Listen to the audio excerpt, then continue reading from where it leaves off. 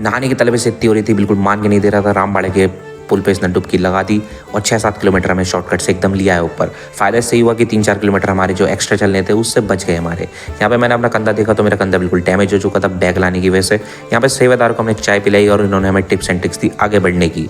Finally हम आगे बढ़ रहे थे तभी हमें टेंट मिल गया। टेंट मिला मात्र हमें 300 रुपये का और हमारी नींद हुई बड़ी खींच के मारी नींद खींचने के बाद अगले दिन हम जब पहुँचे तो दिक्कत हमें बस ये हो गई कि हमें जहाँ 4 बजे लाइन में लगना था वहाँ पहुँचे 7-8 बजे।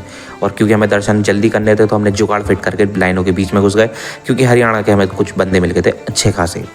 पर तमाम वेट करने के बाद 2-3 घंटे वेट नहीं करा हमने, कहा 8-9 घंटे वेट करने के बाद फाइनली हमारे दर्शन हो गए श्री केदारनाथ जी के। और यहाँ पे ऐसा ऊर्जा आ रही थी कि हम आपको क्या ही बताऊँ।